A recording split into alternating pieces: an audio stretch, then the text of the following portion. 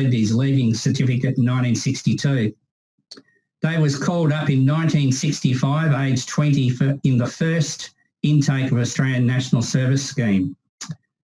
He applied for officers training and completed the first course at Skyville National Service Office Training Unit. In January 66, Dave was posted to 6 RA in Brisbane and appointed commander of 12th Platoon, 6 RA.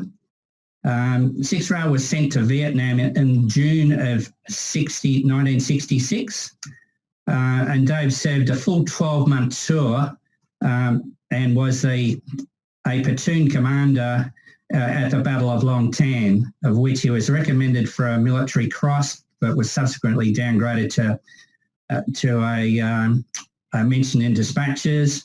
But in 2008, the award was upgraded to a medal for gallantry. After returning to Australia in 1967, Dave was discharged from his national service obligations, but served another 4 years in the Citizens Military Force, attaining the rank of captain. Resumed his civilian career first in Sydney and then in Melbourne, ending as a project manager in a computer IT industry. Dave retired in December 2004 and has spent his time since then writing. He lives in Mount Eliza with his Melbourne-born wife, Di. And over the past 10 years, he and Di have taken several trips to Vietnam to walk the decisive battlefields where Australians were involved, Balmoral, Coral and Long Tan, etc. He has a daughter and a son that both live in the Southern Highlands of New South Wales, and he has 6 grandchildren. Can you please make Dave Sabben welcome? Okay, thank you. I will be presenting a very, very cut-down version of the Battle of Long Tan. It will raise probably more questions than you have answered. And as I say, anything that any questions will be going through the process that's just been outlined. So I'll start with sharing the screen here. Terrific, thank you. Okay, well, Battle of Long Tan, as I say, a very cut-down version with a minimal introduction, which we will start.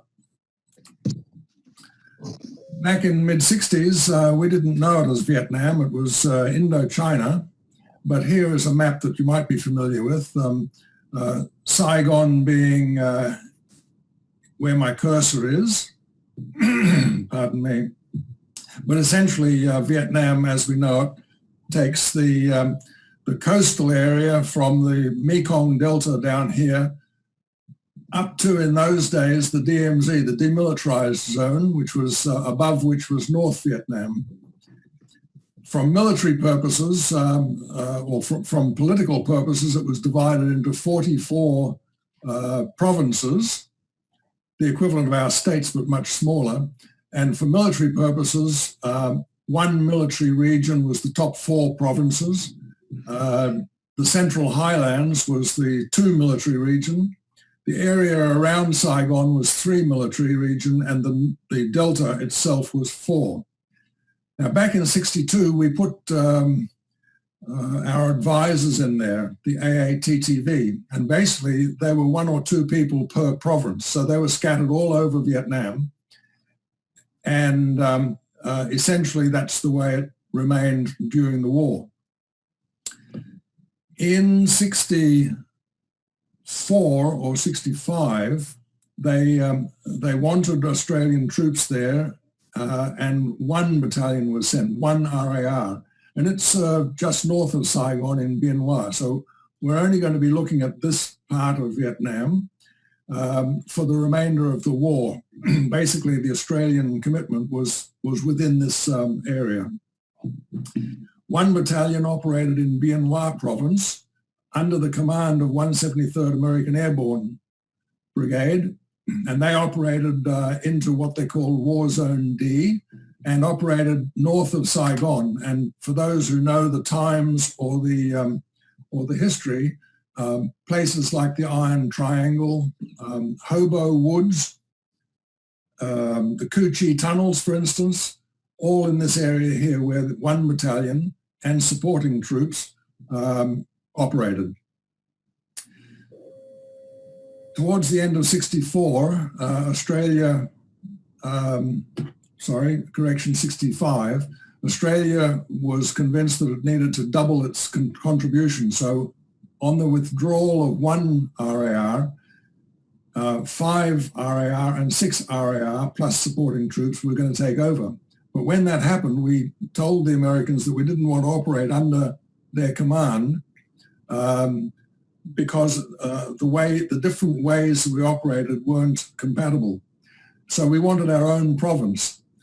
So it was all agreed that we would be given Phouc Tuy province down here, a little bit southeast of Saigon on the coast. And there's a variety of reasons for the choice, which I'll leave to question time.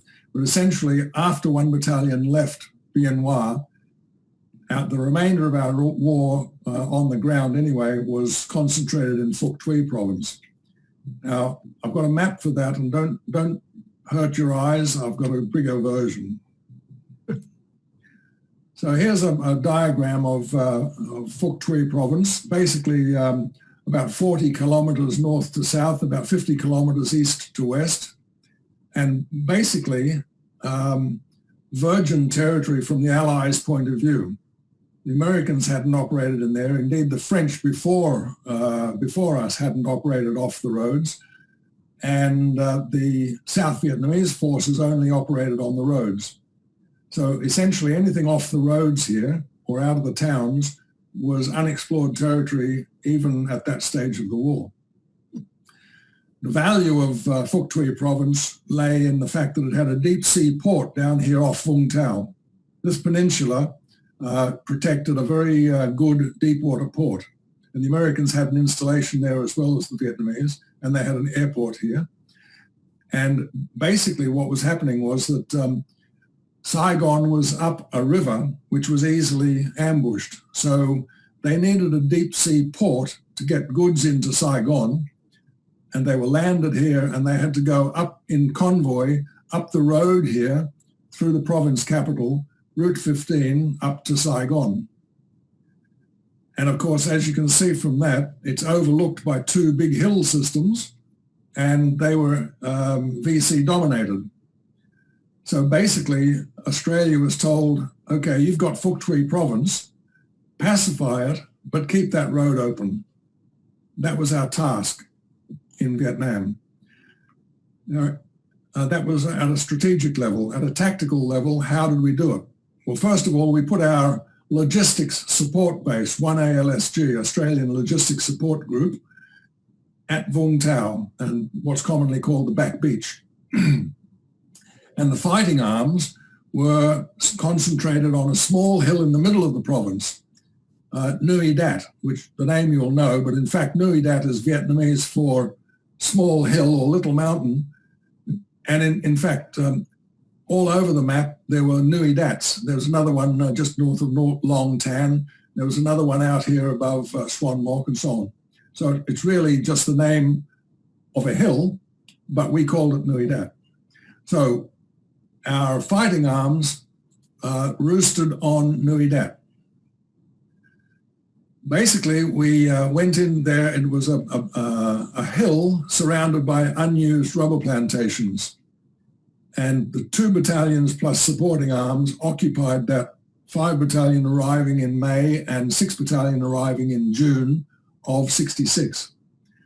The supporting arms included the APCs, used to be the Prince of Wales Light Horse, but the name was converted 1 APC Squadron, and artillery and engineers and so on. Now, when we got in here, we occupied it as just an empty piece of ground. As I say, not being used, not being, no commercial use was being made of the land. 5 battalion took the north side and the hill. The 6 battalion took the east side, so we were protecting it from 3 sides. Headquarters of the task force was in this rubber plantation here with the APCs and our 3 artillery batteries and an American battery and the engineers. and basically protected from the south by the village of Wa Long. Conditional upon our occupying the base was that the two towns, Long Phouc and Long Tan, both had to be emptied, evacuated, deserted, and deregistered as villages, which was done before our arrival. The other, Bin Ba, was a working town because it was a working rubber plantation. Wa Long became the local government administration centre outside the capital, which you saw in a previous slide by Ria. We occupied the area and we built a fence around it. Now, the supplies only allowed us to build a 3-strand cattle fence at first, and then later we got some concertina wire and we developed the wire defences. But essentially it was very scrappy and not much of a defence obstacle. Our task, of course, was to clear the immediate area. So what we did is we drew a notional line around on the map, around the base, radius 5 kilometres. And we drew the line on the map and said, okay, inside that line, we want to totally dominate. We don't want anyone that we don't know in that area. So we embarked on a series of patrols, intensive. Each day, each battalion had 2 or 3 patrols per company out, plus an ambush. So it was very intensive in the first weeks of occupation, as well as, of course, digging in and putting up the fences as supplies became available and so on. But I drew your attention to the line because basically we said we don't want enemy inside that line, so we'll patrol the hell out of it, make sure that no one comes in and roosts. That was the idea behind the immediate base. You'll notice that Long Tan and the Nui Dat were just on the edge of that base. Anything outside there was enemy territory and we could shell at will. The civilians at Wa Long were told not to go into this area, and so anyone not wearing an Australian uniform in that area it was a free fire zone, as they call it. We would try to arrest them. If they ran away, we were entitled to shoot them, do anything to keep them out. So that was the basis of the early start of the occupation. Now, of course, when the enemy saw that, they would have thought to themselves, well, we've got to get rid of this base. It's too difficult for us to operate with the Australians right in the middle. So what are we going to do about it? Well, after about 5 or 6 weeks in country, we found out what they were going to do about it. They killed us. This is the same basis we've just seen, but now showing Long Tan. And the line Alpha, if you remember, came down here. They snuck in a bunch of mortars, 5 or 6 mortars and their crews, and some recoilless rifles, rocket launchers, and an artillery piece, brought them in under cover of night on the night of the 16th, and in the early hours of the 17th, they shelled the base, what they knew of the base, which was that rubber plantation that had the APCs, task force headquarters, the engineers, the 3 batteries. And for those that know this here, the SAS at that stage were occupying a piece in the rubber. Later they came to take over the hill itself. That was meant, presumably, to tweak the brigadier's nose, which is what it did. So the morning of the 17th, after the bombardment, he sent Bravo Company of 6th Battalion out to find where these these base plates were, and if able, find the people that fired the mortars and rockets. On the day of the 17th, B Company did indeed go out, and they spent the day and located the mortar base plate position, they call it. That's the place where they were fired from, and the rockets and the field gun. And after the shelling, we had fired counter-bombardment artillery at them, and it had been reasonably effective insofar as there was evidence from each of the places that there was a hasty withdrawal, there was damage to equipment and men evident at each location. But the second task was to find the exit tracks, and it was found that the crews that had manned the weapons had all gone northeast out of the area up into the heavily bushed area up here. That's the foot traffic. We also located some wheel tracks of bullock carts going into the rubber plantation, both from the rocket launching place and the field gun. But the night of the 17th, they were told, B Company was told to stay out there, but they couldn't remain for the 18th. So Delta Company was sent out to meet up with the Bravo Company on the day of the 18th. The 18th, as you know, is the Battle of Long Tan Day. So in the morning part, Delta Company, who occupied this area, trekked out through here and met up with Bravo. Next slide. So here we are meeting with Bravo. We had lunch with them. They showed us what they had found and all the tracks that were leading up here. And we thought to ourselves, well, wait a minute, those tracks are now 36 hours old. And infantry, particularly the VC and the NVA, can move pretty fast. So either they're halfway to Hanoi by then, or they're waiting for us out in this thick bush. So that's a dumb thing to do. What we will do is we will follow the bullock cart tracks and see where they go, because they're going to be moving slower than the infantry. So around about, it took us about until 1 o'clock to get out there. And about 3 o'clock, we said goodbye to the Bravo Company people. For those not familiar with the symbols here, X is a platoon, or infantry rather, a platoon and a company. Now, at this stage, I'll tell people that don't understand, a platoon, that's 10 platoon, about 30 men, 3 sections of 10 and a little headquarters group. But 10 platoon, 11 platoon the same, about 30 men, 12 platoon about 30 men, and about 15 or so in company headquarters, Delta Company of 6 battalions. That's what these signs mean. You're not going to be tested on it, so don't worry about it, don't commit it to memory. So around about 3 o'clock in the afternoon, we said goodbye to Bravo Company, Bravo, which was only about half strength at that stage, Bravo minus, and sent them back to base. And there was only one bullock cart track, so we put 10 platoon up in front, following the track, company headquarters behind, and the 2 other platoons in the rear to be able to react if necessary.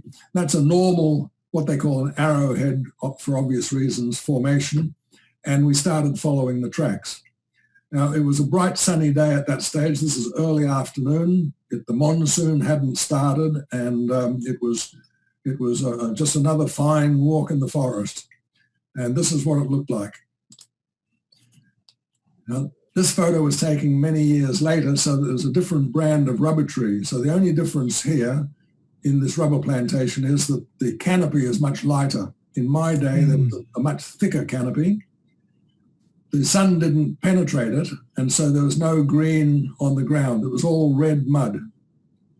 But otherwise, that was what it looked like. The trees were about the same size. These ones have only just been started to be tapped. But the reason for this photo is to show you how you could see a long way, hundreds of yards down the avenue, but across the avenue, you couldn't see much. So when we're following the tracks, imagine that the tracks are in here, we followed on a wide front. So we have a man in this avenue, and a man in this avenue, and a man in this avenue, and so on. And we cover maybe 10 or 15 avenues so that someone has a good view out down the line. So the visibility is pretty good, but you can see there's no cover on the ground, and you try to lie behind the tree for cover, and even if it was a substantial tree, it wouldn't be any protection, because an SLR bullet or an AK-47 bullet would go straight through it. So that's the conditions in which the battle was fought. So after about 200 yards or so, the bullet carts, we could see that there were two tracks, but they separated and they kept going in a parallel fashion. So the company commander, Harry Smith, said, okay, 10 platoon, you take the north track, 11 platoon, you come from behind and take over the south track, 12, you bring up the rear, and we'll keep moving off. So we changed formation. Again, this is reverse arrowhead now. You can see the name. And we're moving, and it's now 3:20 or so. Bravo company is still returning to base. This is very thick elephant grass type countryside. So we're following the two tracks, and it's still very clear visibility. There's a rise at the crossroads here, and the land drops to the north, and it's a gentle rise up, which you'll see later, and more or less flat going east-west. So within 20 minutes or so, we've moved. We're moving very slowly and cautiously because we don't know what is around. 10 and 11 platoon meet the track. Now, when an infantryman meets a track, he treats it as an obstacle. So we go into a very careful and safe way of crossing it. We don't just walk across it in mass. We send a few people across. Is it safe? We secure the other side, no problem. We'll send a few more, and finally we get them across. On the track. Yeah. Everything okay? Okay, 10 platoon is in the process of crossing the track here, and it's basically out of sight of 11. They're 400 yards or so away. 11 platoon is in the process of crossing the track, and they've sent the first two sections across. Two sections of 8, 9, 10 men are now on this side, and it's platoon headquarters' turn to now cross the road. The platoon sergeant of 11 platoon is Bob Buick, and he gets up and starts to cross the road. Now, this is what it looks like. We're coming in from this side, and we're moving from the west to the east. So this is looking south. There's a mound and a ditch, which is overgrown, and then there's the road, and then there's another ditch overgrown and another mound. So they're crossing over here, and Buick, it's his turn to cross. He gets up on top of the mound and into the ditch and does his kindergarten thing. Look right, look left, look right. And as he does that, because we're doing it slowly and carefully, while he's been sitting there, a group of enemy soldiers is walking north across the road, and they come into sight head and shoulders over this ridge. Buick can't cross. He can't go back or he'll be seen, so he has to wait. And he's trying to tell people in a low voice, what's happening, but they can't hear him. It eventually gets to the stage where the enemy patrol, who is coming along very slack, their rifles are across their shoulders, they're grouped together, they're smoking and chatting. They're not expecting any trouble whatsoever. He takes a shot from behind a bush here, and he kills one and wounds one, and they immediately go into a withdrawal. They pick up their dead bloke, and they jump into the bushes on this side here, into this rubber plantation. They leave behind a rifle. Of course, everyone in the vicinity hears the shot, so we know there's a contact, and we get a report subsequently in a minute or so. We've contacted 5 or 6 enemy. We've killed one, or we think we've killed one. The others have bugged out eastwards. Company commander, Harry, says, okay, if you've got 30 men and they've got 6, that's a job that you can handle. You leave the company and follow them. So 11 is told to pursue. 11 then pursues, I'll go back. The enemy runs towards this hut here, occupies the hut and does some first aid at the hut, and then runs eastward, directly eastward.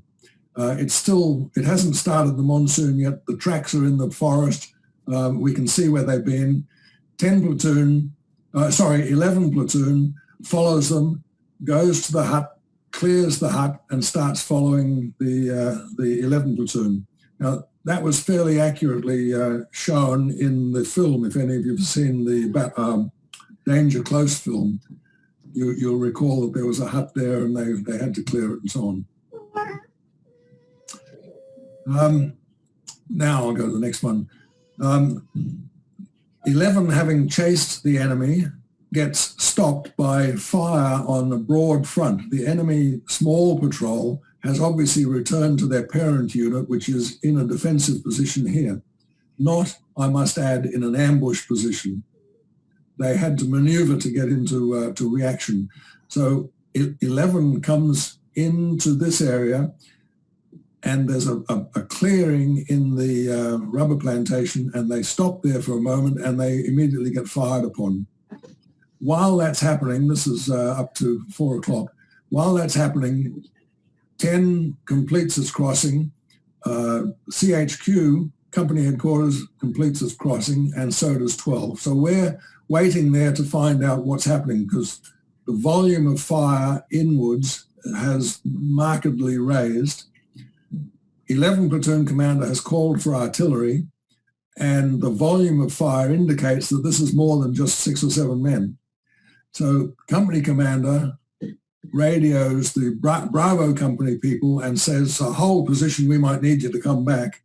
But that's the battalion commander's call, not Harry's. But they're alerted. They can hear the firing as well. They're alerted that something's happening. While 11 is firing back, they see members of the enemy in small groups sending people around to flank them. This is a normal tactic where the enemy wants to locate the extent of these people and try to evaluate how many there are. So they're getting flanking probes. And this, between calling in artillery incidentally has to be called in about 1,000 yards away and then dropped into 500, 300, 200, 100 yards as it gets closer, because nobody trusts the map reading of a platoon commander, probably with good justification. So now it's about 4:30, and it's pretty determined here what's happening. But it's still Harry's battle. It's still not proven to be more than a platoon, and a company is expected to be able to handle a platoon opposition. So these people haven't been ordered back, and it's really Harry's call now what to do. So Harry's options are pretty limited, but the first thing he wants to do is to send 10 platoon up to the high ground outside the rubber, get a little bit of elevation, put a machine gun or two up there and fire across 11 platoon's front. And that will take the enemy's mind off 11 platoon and maybe either make them withdraw or try to attack him, and he's on the high ground. So he sends 10 platoon out on a left hook. 10 platoon about halfway there before they run into an equally large volume of fire from enemy in this vicinity. Now, at that point, Harry now realizes that this is much more than 2 platoons, probably more than a company, something that he, as a company of 108 men, is not able to handle. So he asks B Company to come back via his battalion commander, and initially it's refused. 10 platoon, when it gets into the position here and is being attacked, also calls for artillery. Now we've got one battery which is 6 guns supporting us, and so we need to clear with task force commander to get another 6 gunners to support us, and that takes time. So eventually 10 platoon gets permission to have a second battery supporting them, so a battery is brought in onto their front. In the process of the firefight, 10 Platoon takes casualties, one of which is his radio operator, who gets shot through the chest. And he lives, but the radio on his back dies. So he's now without radio. And he therefore can't contact each of the others, and he can't contact the artillery. So basically, he's forced to stand still and start considering withdrawal.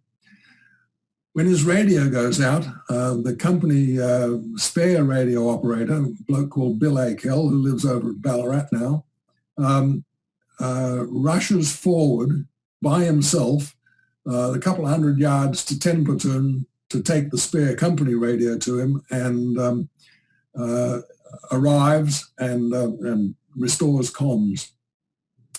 Now, this process all takes another half hour or so. At this stage, Harry now realizes that this platoon has been firing constantly for an hour and a half or so. This one has had a big firefight, and there's going to be a bigger firefight to come when something else happens. So he's called for an ammunition resupply, which again is at first refused. He also calls for more artillery, which again is at first refused. None of this is shown in the film, incidentally. So we're now talking about 5 o'clock, and it is now raining. The monsoon has come for the day. It's come as an electrical storm and extremely heavy, the heaviest we've seen. And it drops visibility by half, but otherwise doesn't affect anything else. 10 Platoon, having unsuccessfully helped 11, now withdraws back to CHQ. 10 Platoon is now with Delta Company CHQ, having taken its casualties with him, and the enemy is following them up. Having not been able to fetch 11 by a left hook, Harry then sends 12 Platoon, that's my platoon, around in a right hook. He says to me, go get him, but he keeps one of my 9-man sections. So I'm out there with 2 sections now. The way for me to find out where 11 Platoon is, the volume of firing. So I go down to the hut where I know that 11 Platoon was, and pick up his tracks for what they were now that it's raining. And I move towards him, but as I get tucked into a position about 200 yards behind him, I start to intercept the people that were being sent around either side as probes. Now, I've got 2 sections with me, so I put one section facing northeast and one section facing southeast, and basically we spend another 20 minutes or so there shooting at the probe people, and they're only in groups of 2s and 3s and 4s, and they scuttle back, and then another one replaces them, 5s and 6s and 7s, and the same thing was happening alternatively on both sides. That's fairly much a stalemate, and 11 Platoon, having taken more casualties now than they can handle, and having artillery falling very, very close on them, really are not able to, have not been yet able to move because they don't know a place to move to. They can see enemy here to their north and to their southwest. They know that that's the only way that they can go, but they don't know that it's safe enough, and they can't carry their dead and wounded with them. This firefight now would last for probably the better part of another hour, where nobody has the advantage and nobody can actually do anything, but artillery is being called in. I'm calling artillery in now from the south. 10 Platoon is calling it in from the east, and 11 Platoon is when they lost comms twice, but they're calling it in as they can, and they're remaining static, unable to move. At this stage, around about 8 o'clock, 1800, 6 o'clock, the ammo resupply is finally approved, so that takes place. and B Company is called to move to D Company. We've also asked for reinforcements now that we've established that there's hundreds of these people out here. They're not just in their 20s and 30s, but they're in their hundreds. But we don't know how many there ended up being. We've called for reinforcements, and the only reinforcements they can give us is A Company of 6th Battalion on 10 APCs. They can't fly any in. So they're about ready to leave task force. Now I'm going to leap forward a little bit and show you two more slides. The first one is we got an ammunition resupply when we called for it. Long Tan and the battlefield were under this monsoon rain, but it wasn't raining over at task force yet, although the rain did go over that way. 2 choppers were given to us, because they only had 2 at task force.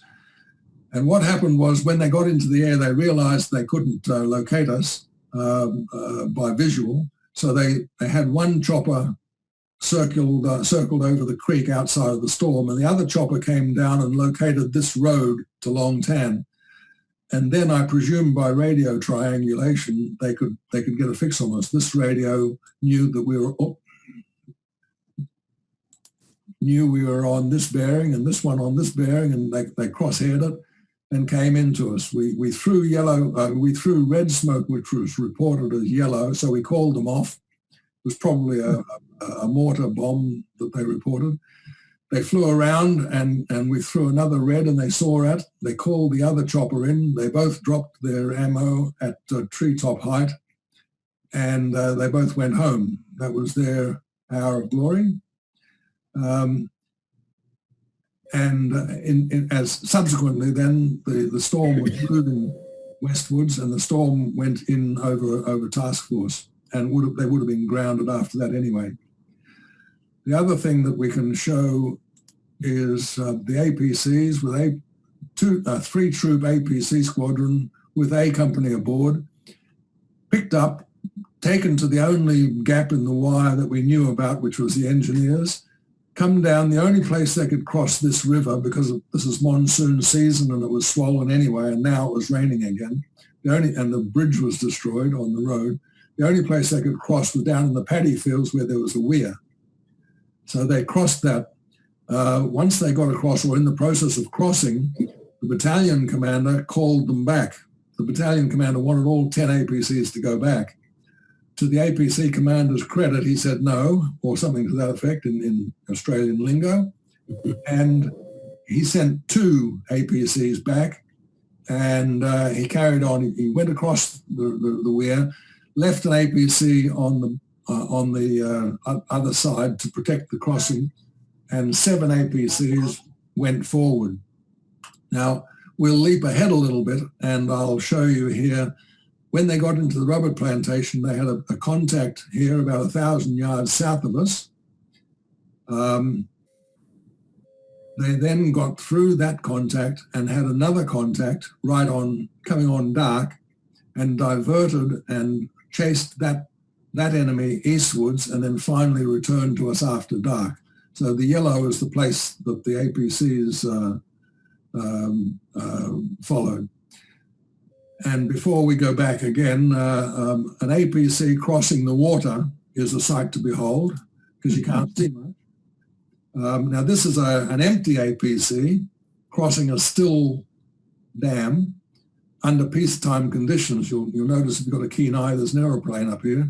This is peacetime conditions. Imagine this now with 10, 12 loaded infantry people with their ammunition and so on. And the water line here sinks to a couple of inches from the top, pretty much blocking out the headlights.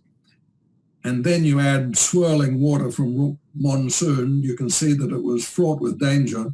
And of course, the only place to ambush these people was at the river crossing. So there was mental as well as physical danger for the APC's crossing.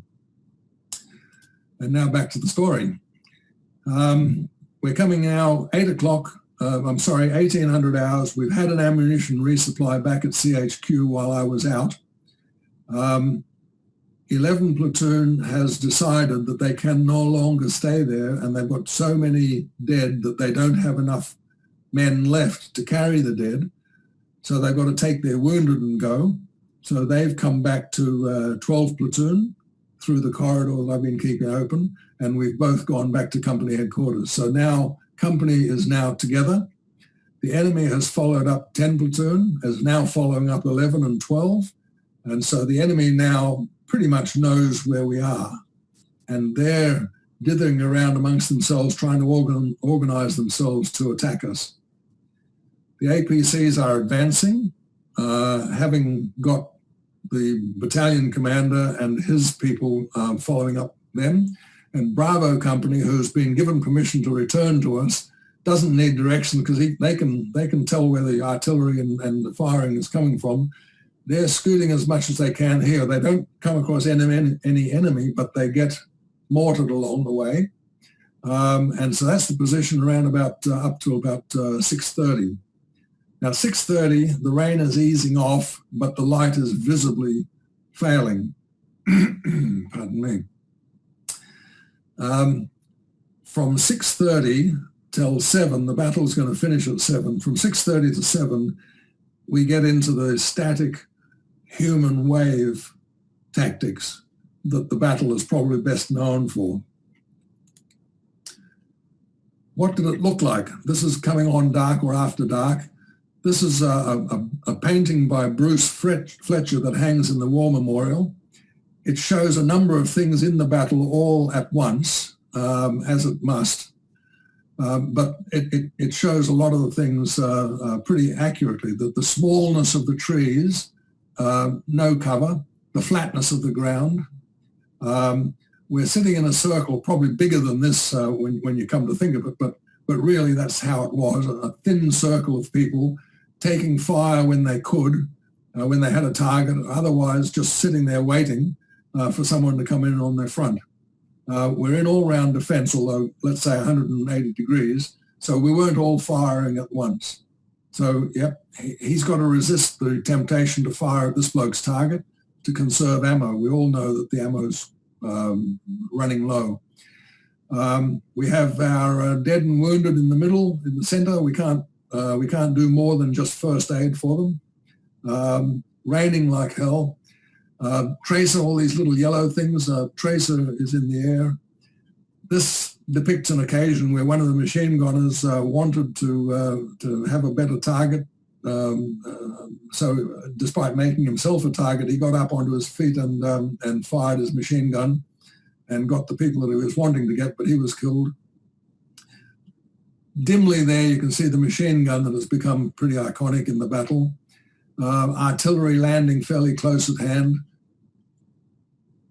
The ammo resupply was actually just dropped straight onto the ground, but it's shown here as being lowered in a sling. The APCs, when they finally did come in after dark, had their headlights or their Parker lights on through the trees. So, a whole bunch of things in one photo, but it's in one picture, but it is fairly evocative of the time. The last half hour, what was happening was that we were in all-round defence. Now, the strength of the company was forward, eastwards and southwards. Whoops.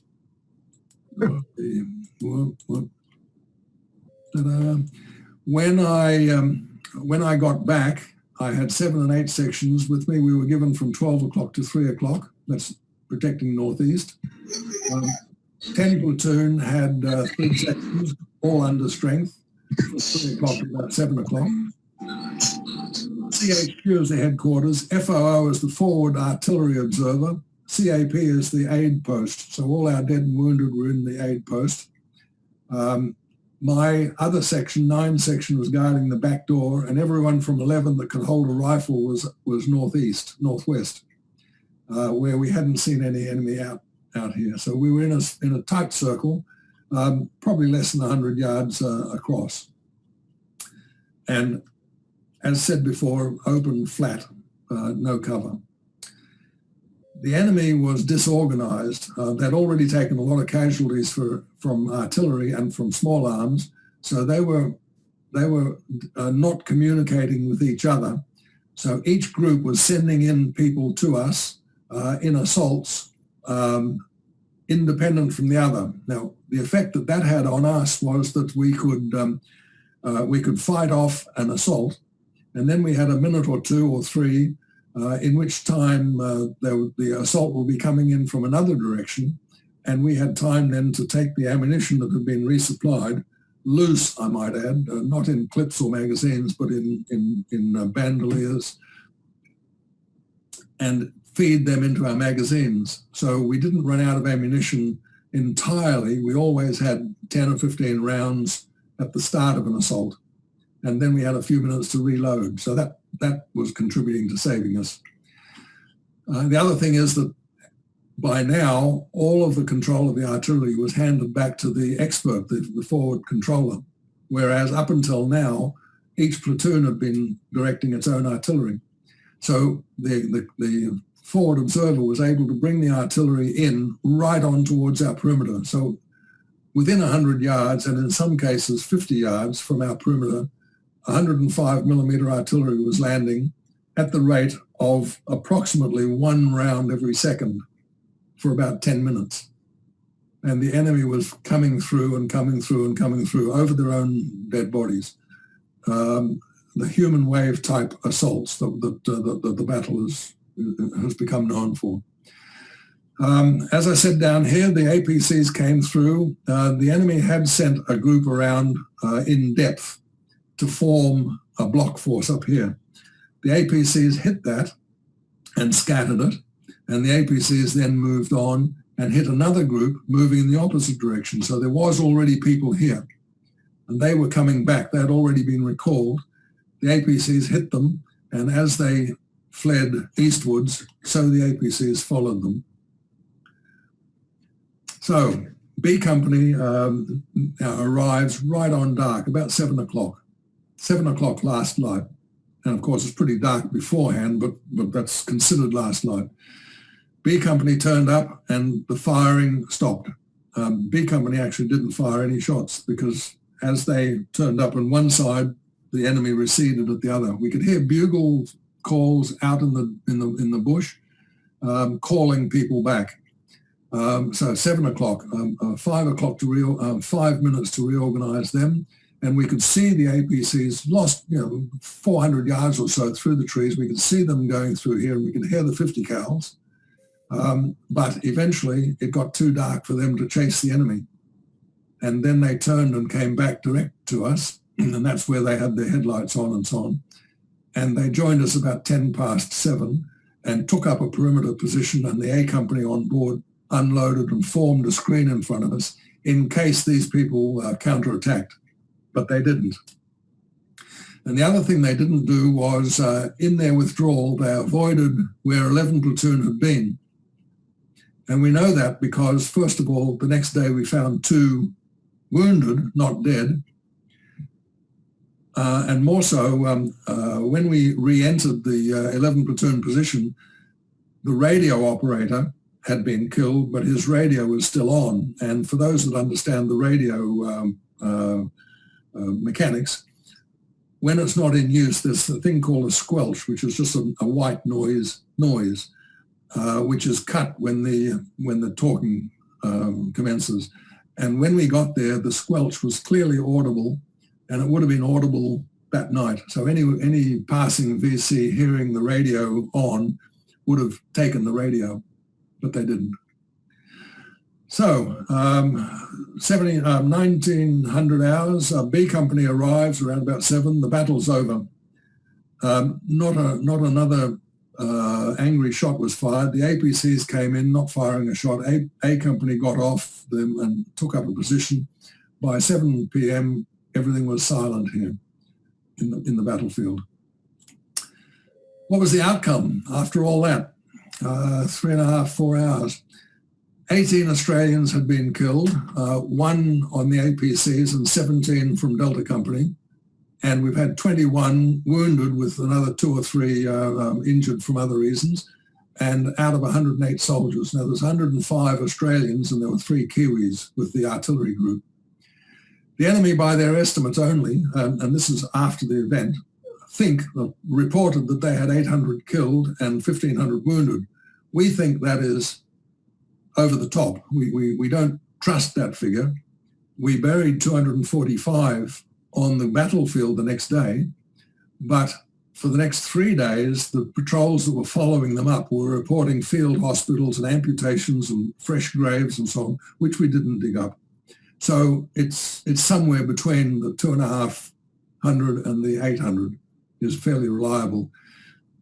The enemy, or former enemy, is still very quiet about how many people were there. We think somewhere between 2,500 to 3,500, but not all of them, 100 I mean, 3,500, but not all of them involved in the battle. Some were in reserve units and so on.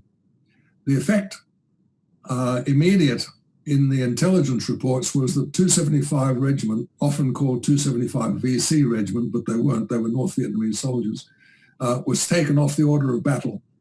That happens routinely when a big unit has casualties. They take the other casualties, the remaining people, repost them, and then reform the unit. So that's a standard practice. But they were obviously hit very hard. The Viet Cong and the NVA failed, if it was their intention, to destroy the Australian base. It's my belief that that was their intention, but it's open to question. But they failed anyway, and they got their butts kicked at the battle, and they know it. There was a general avoidance of the Australians within the province by the NVA and by the regular Viet Cong, that is the D445. The local black pajama bloke who took to sniping at us and was still a courier and so on, still operated. But there was a general downturn in contacts. Effectively, the province was secured, and so much so that in the later years of our occupation of Nui Dat, we were asked to operate out of Phouc Tuy province, which is why the Australian troops were in Bien Hoa province for Coral and Balmoral, for instance. They were outside Phouc Tuy province. So that was the bad news and the good news, if you like, of the battle. And in a cut-down version, I don't know how long I've taken, but I would like to, through the MC, take any questions. Over to you, David.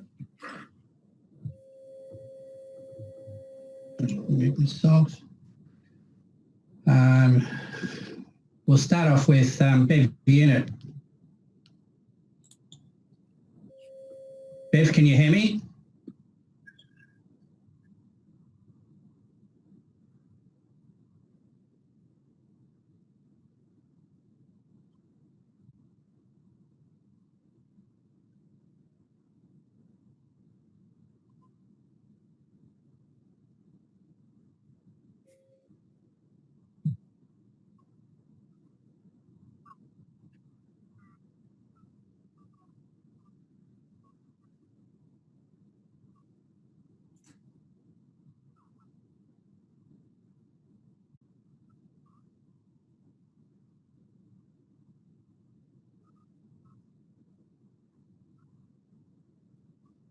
Yes.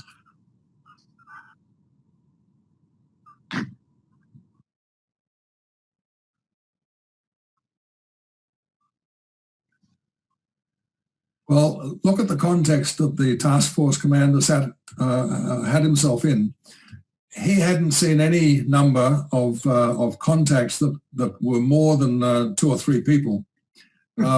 He hadn't been led to believe that that there was a likelihood that the enemy could concentrate in more than, let's say, 10, 12, maybe 15 people at once.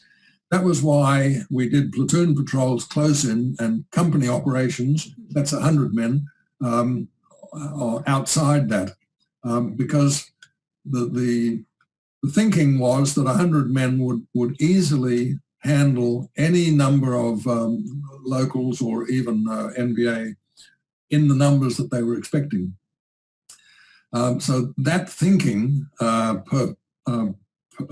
prevailed in the setting up of the task force base. They set up a very, very large base and very few soldiers, and they were quite content not to dig us in or to put big wire fences around us, all because the thinking was they'll never take us on. Then looking a little bit further back on military side, even in Korea, we didn't fire more than battery missions. There might have been, on extraordinary occasions, a time when they fired more than 6 guns at a time. That's a battery mission. More than 6 guns would have been a regimental fire mission. And that certainly hadn't been done since Korea, but arguably since the Second World War. So there was not even the thought that they would ever consider firing 24 guns at once. It was just the mentality. Remember, this is only 70 days into the task force occupation. They had a lot of lessons to learn. The only way they could get ammo to us was aboard choppers. The choppers in those days were run by the RAAF, and the RAAF had very, very strict orders from headquarters in Canberra not to allow any vehicle into, or any ship into a fire zone. No red hot zones. Now, obviously, a year down the track, RAAF 9 Squadron choppers were dropping SAS people into the bush and extracting SAS people out of hot zones. So those orders quickly changed. But at this stage, when the task force commander asked for an ammo resupply by choppers, the natural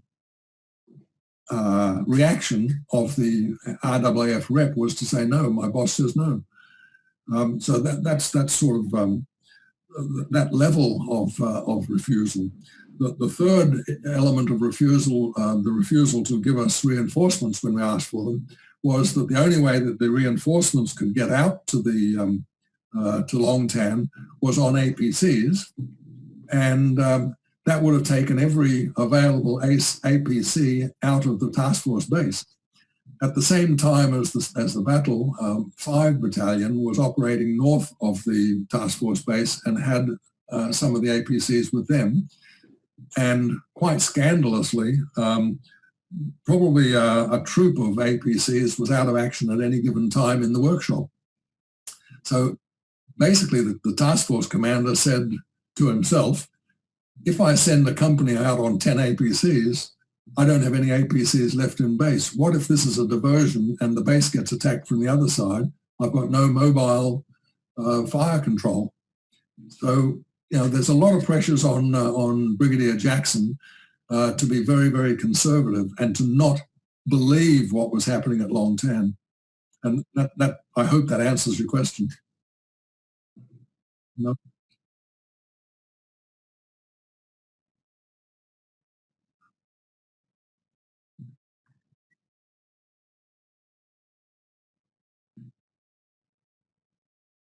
Later on, in the mid-60s, 6th Battalion was raised at Inogra in Brisbane. Later on in the 70s, 6th Battalion was based in Townsville, and that's where those names came from.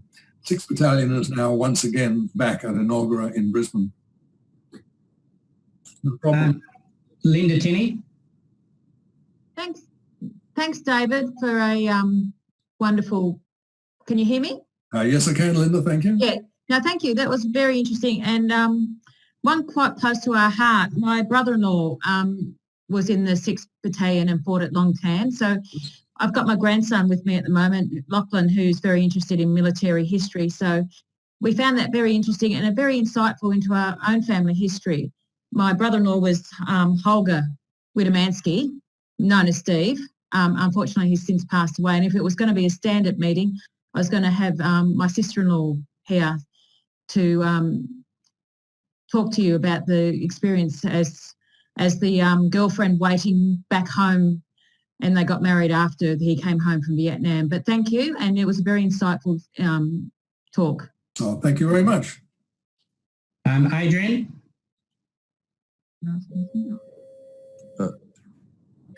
Thank you, David. Dave, that was fascinating. I came across here 20 plus years ago from New Zealand, and I have a number of friends back in New Zealand who are Vietnam vets. I was not quite old enough to get called up there, but you mentioned about there were 2 or 3, I think, with you there, but the bunch that I know are a bunch of absolute ratbags. And I wonder, but Kiwis can never be as big a ratbags as Aussies. So I just wonder what the communication and the interaction was between your group and the Kiwis over in Vietnam.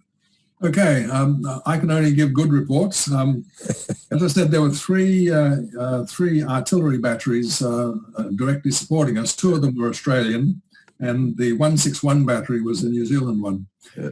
When we did operations, any group that went outside the wire had a battery in direct support. In other words, if they called, they got artillery from that battery. So one battery was always waiting for our call. In Long Tan's case, Delta Company had 161 battery in support, and we had Maury Stanley was captain, who was the artillery officer, Maury Stanley, and Willie Walker was the number 1 radio operator, and they had a second, an alternative radio. Because they were attached to Delta Company permanently, whenever we went out or not, they lived with us. So those 3 people lived in the Delta Company lines. We got on famously. I don't know of anything other than the usual trans-Tasman barracking and razzing that went on. Of course. Nothing but praise. In fact, in many cases, they get overpraised in the battle because of what I mentioned. I mentioned just a slide reference there. It wasn't until we actually got all back into one position that Maury Stanley actually took over directing artillery entirely. Up until then, each platoon commander was calling in his own shells. So Maury did a great job, particularly overcoming obstacles when he was calling people in. That term, those of you that see the film, the term danger close is actually an artillery term, meaning the artillery thinks that the fall of shot is too close to you. And a reminder, have you got your map reading right, and so on. Well, in this case, we could see the shells and we knew exactly what we were doing. And when he called them in one case, or in the first case, when he called artillery from 50 yards into 25 yards, that is danger close. So that there was an exchange saying that's too close, and Maury saying we know what we're doing, give it to us. Now the reason that it wasn't a uniform 25 yards is that in my case, for instance, I was facing east, and I was calling artillery in over myself. So I could only call into 50 yards because otherwise, any lower, the shells would have clipped the trees above me and detonated. Of course. On the other hand, the diggers in 10 platoon who were facing south, the artillery was coming in from their right, and they could call in artillery without the artillery hitting the trees. So they were able to call it in even closer. And it was so close, in fact, that we had 2 people wounded by shrapnel from the artillery in 10 platoon.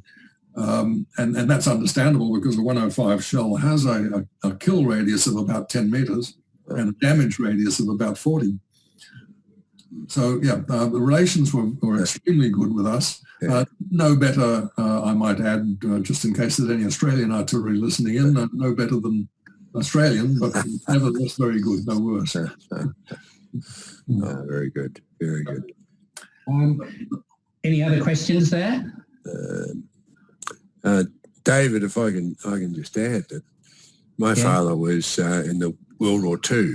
Yep. And he fought up through the Middle East, and he was a New Zealander and fought alongside the Australians until the Australians were pulled back to Papua New Guinea and so on. But he used to say, and I'm not sure if you had a similar experience, Dave, in your days in Vietnam, he used to say that a German plane came flying over in World War II. He didn't worry too much, oh, there's a German plane. But if the Americans flew over, everyone used to dive for cover. Did you strike that sort of thing up in Vietnam? That is best epitomised by the fact that one battalion operating from 65 to 66, operating with the Americans, and when they asked us to increase our contribution, we said yes, but not with the Americans. In the most diplomatic fashion. There you go. The thing that you described there was very rife in Vietnam. They had a very much more casual, rough attitude, and we declined to participate in that sort of thing. One of the good things about having our own province, and one of the factors of having our own province, was that we didn't want to operate with the Americans or in the American way. The exception there was... Fair enough. I'll ask you one. Just a second. No, just one second. The exception was that I said we had 4 batteries at Nui Dat. 3 of them were Australian and New Zealand, but one we had an American self-propelled 155 millimetre artillery unit, and that was used when firing in depth. So while the battle was going on, we fired the 155s 1,000 yards further east. Not because we distrusted them, allegedly, but we were just new in country and we hadn't had the experience of the American lingo and talking them in and so on. So that exception. Thank you. Dave, was Mike Smith such a hard ass as he was made out to be in the film?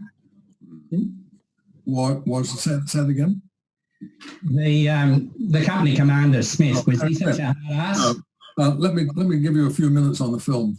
The film shows battle scenes very well, very good, very realistic. That's how it was. They just kept coming. They kept coming through the artillery. They just turned. Even when there was a lull, as you saw, bang, it would start again. That was very good. The whole gamut of the characters were way off beam. Harry was not at all like that. Nor was the battalion commander shown that way, nor was the Adrian Roberts, the APC commander, or the individual characters, the one that had the AD and got killed at the end. All of those things were all just Hollywood. The recreation of the base wasn't bad, except they had lights showing from forward defence lines and so on. But no. For the action, it was excellent. For the characters, it was hopeless. Okay. David, can I ask a question, please? Please. Yes, David, it's Ron Cook here. I'm an expert, the same as you are. A little bit after your time. Yep. But I've done a lot of reading up about Long Tan, different stories and that. Yep. And it's just fantastic to be able to sit down and listen to you. And for the people that show an interest and don't know a lot about it, to be able to listen to someone, an officer that actually took part in the battle, I think it's absolutely fantastic. Thank you. Thank you, Ron. Yeah. Oh, sorry, Ron.